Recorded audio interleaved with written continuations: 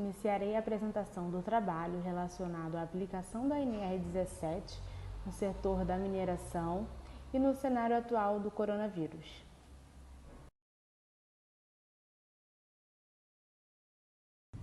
Então, a NR17 visa estabelecer os parâmetros que permitem a adaptação das condições de trabalho para os trabalhadores, buscando sempre a segurança, prevenindo e corrigindo os problemas, de modo a proporcionar o máximo conforto para os trabalhadores, garantindo a segurança e a eficiência dos colaboradores.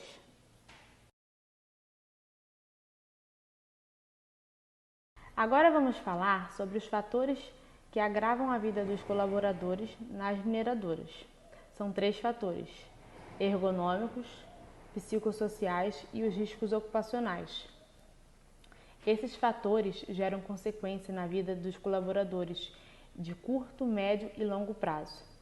No próximo slide, o meu colega Gabriel irá especificar o que cada um desses fatores fazem na vida de cada colaborador.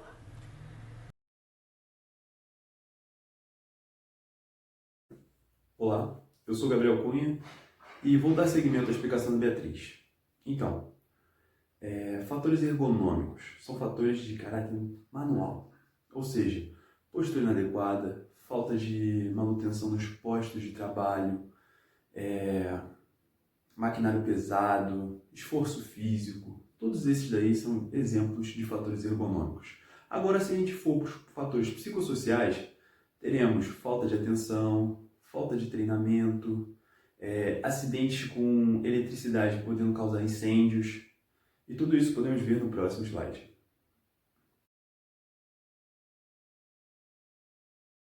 Temos também os riscos ocupacionais, que são divididos em 4: físico, ergonômico, químico e acidentes.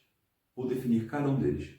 Quanto aos físicos, temos ruídos, radiações ionizantes, pressões anormais e umidade, temos vibrações e também o fator calor e frio. Quanto aos ergonômicos, temos esforço físico, movimentos repetitivos, transporte de peso e jornada de trabalho. Na parte dos químicos, nós temos poeira, atmosfera explosiva, produtos compostos ou produtos químicos que podem prejudicar a saúde do trabalhador. Por último, temos os acidentes, que são causados por máquinas e equipamentos sem proteção, iluminação ruim, eletricidade e também temos probabilidade de incêndio ou explosão, causada muito também pela atmosfera explosiva, mencionada anteriormente, nos fatores químicos.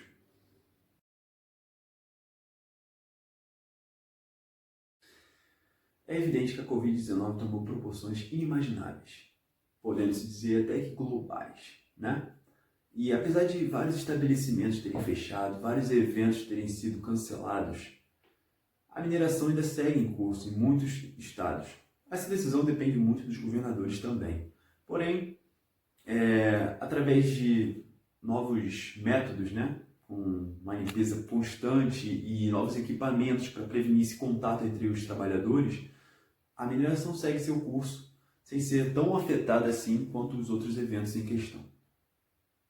Então, para a prevenção de acidentes na área da mineração, existem 2 normas regulamentadoras, NR17 e NR22. NR17 visa tentar adaptar o ambiente de trabalho às características psicofisiológicas do trabalhador, ou seja, trazer segurança, conforto, para assim conseguir trazer uma ótima eficiência no trabalho.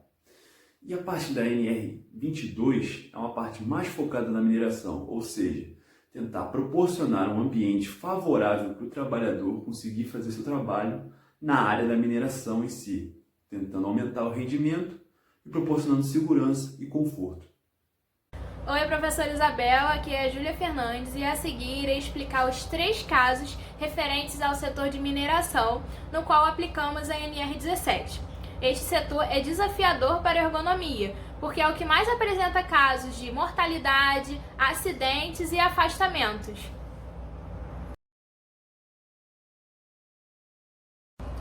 O primeiro caso é em relação ao esforço físico do homem no setor de mineração.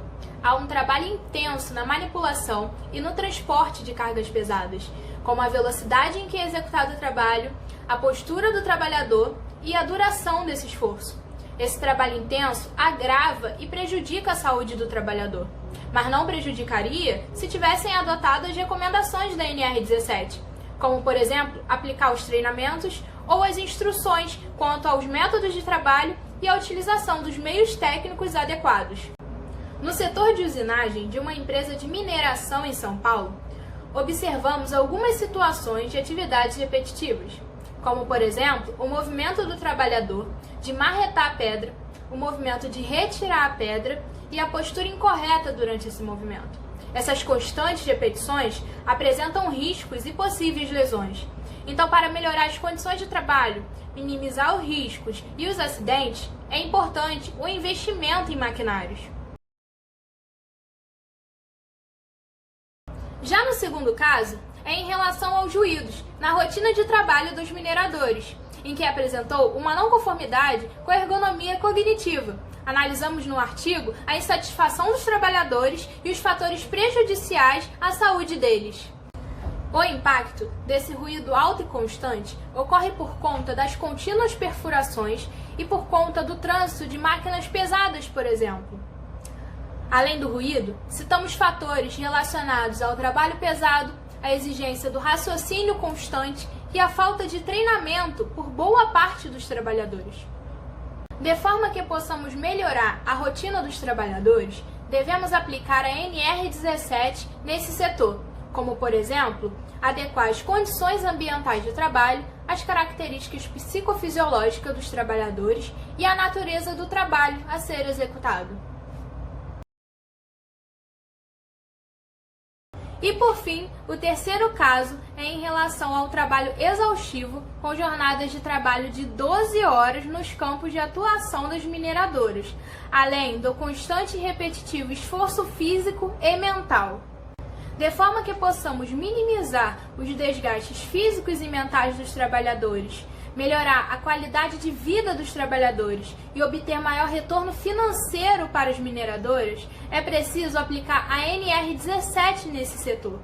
Como, por exemplo, a norma se atenta às condições de trabalho, às condições ambientais do posto de trabalho e à própria organização. Além disso, nas atividades que exigem sobrecarga muscular, devem ser incluídas nas rotinas de trabalho pausas para descanso, e devem levar em conta a saúde do trabalhador no sistema de avaliação de desempenho. Vale ressaltar que qualquer tipo de afastamento igual ou superior a 15 dias devem permitir um retorno gradativo ao trabalho.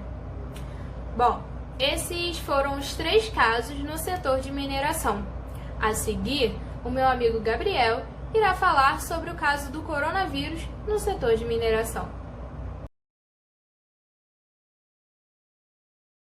Professora, eu sou o aluno Gabriel Victor. Eu vou falar a respeito da situação do caso 4, onde a gente faz o paralelo entre a situação atual, coronavírus, o setor de mineração e aonde eu posso aplicar as questões da NR17 para poder conseguir, pelo menos, criar um cenário melhor, né, do setor da mineração frente à situação que a gente está vivendo. É de pleno conhecimento, né, que tanto o setor da mineração quanto o setor petrolífero envolvem empresas de grandes magnitudes, como, por exemplo, a Vale do Rio Doce, onde a gente não consegue fazer uma mudança tão drástica, né, com a situação que a gente está vivendo. Então, a nossa ideia é fazer as adaptações necessárias de forma que a gente consiga manter as atividades sem oferecer risco para o colaborador e sem também a gente parar as atividades no lado empresarial, né? Uma vez em que é a fonte de renda de muitas famílias aí no Brasil, né? Ajudando até a segurar a questão do desemprego.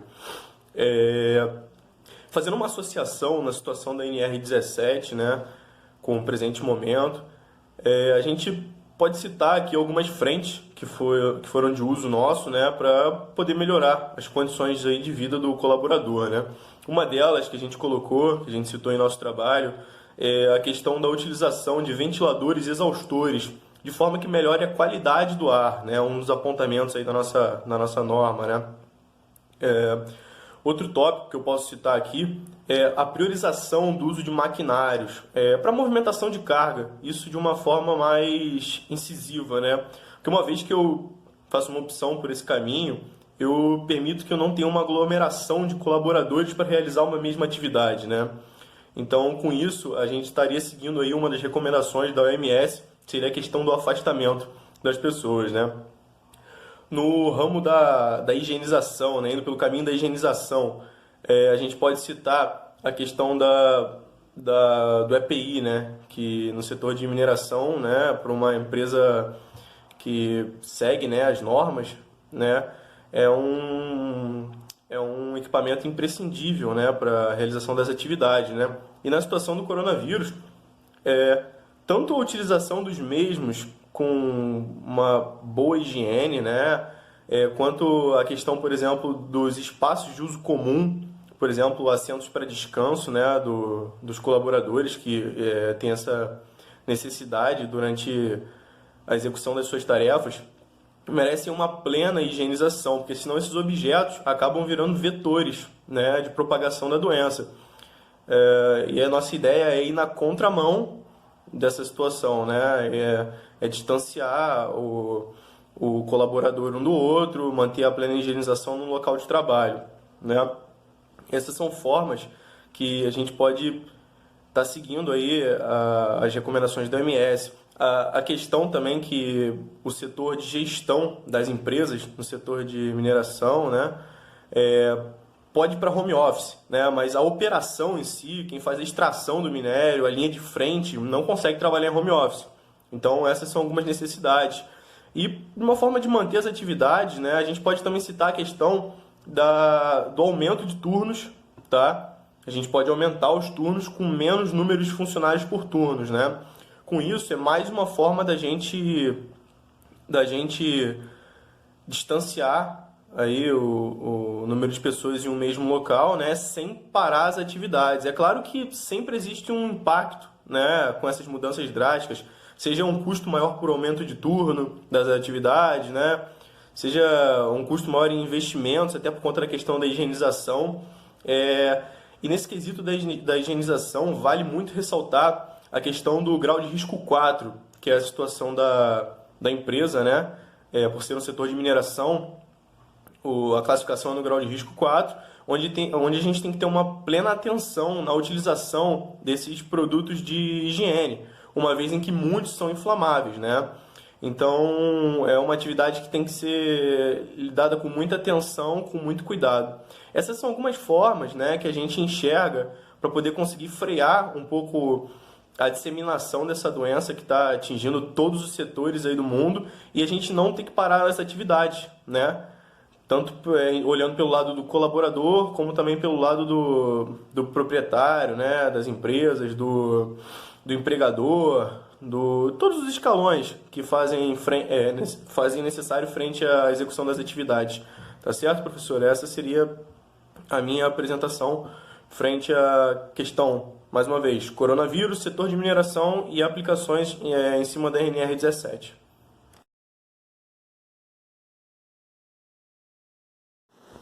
Olá, meu nome é Jardel e eu vou falar sobre análise ergonômica do trabalho. Vou explicar sobre o caso 5, que se trata de um almoxarifado de uma empresa de mineração. E foi feito esse estudo, onde foram observadas as atividades de 2 colaboradores e identificados alguns riscos à saúde deles. Essa análise é dividida em 5 etapas. A primeira se trata da análise da demanda, onde foi levantados problemas ergonômicos de uma atividade comum no almoxarifado.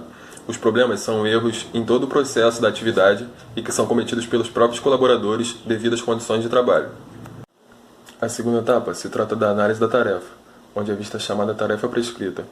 A atividade analisada é o recebimento de uma carga, onde o primeiro processo é a verificação da nota fiscal, e o trabalhador está sentado numa cadeira com o computador e a mesa à sua frente. os próximos 3 processos da atividade são feitos por um mesmo empregado, que são a descarga, o transporte e a armazenagem do material. Porém, essas 3 fases são realizadas sem a ajuda de um maquinário. Na terceira etapa, a análise da atividade, é visto que os colaboradores fazem suas tarefas, porém são cometidos erros ergonômicos que trazem consequência à saúde deles. A quarta etapa, etapa do diagnóstico, é visto os erros que são cometidos pelos trabalhadores em cada processo. No primeiro processo, o colaborador adota uma postura que pode ser chamada de anti-ergonômica, onde ele fica muito inclinado para frente quando está sentado na cadeira. No segundo processo, o processo de descarga, o caminhão tem uma altura maior que a do colaborador, então na hora da retirada, ele acaba ficando com os braços acima do ombro, o que não é o ideal. No terceiro processo, o de transporte, o empregado leva o produto para o almoxarifado, porém não tem um auxílio de maquinário ou EPIs como luvas. E no último processo, o de armazenagem, o empregado ele adota uma postura que a carga acaba ficando concentrada em seu joelho. Na última etapa da análise ergonômica, são feitas recomendações para que os problemas encontrados possam ser sanados. A primeira recomendação é destinada à área do escritório, onde é de responsabilidade do empregador fazer a manutenção dos equipamentos presentes para que o empregado possa realizar sua tarefa sem causar danos à sua saúde. A segunda recomendação é para o processo de descarga e transporte, onde o empregador deve fornecer maquinário como elevador de carga, carrinho de transporte e EPIs, e o empregado deve ter consciência da importância do uso desses equipamentos.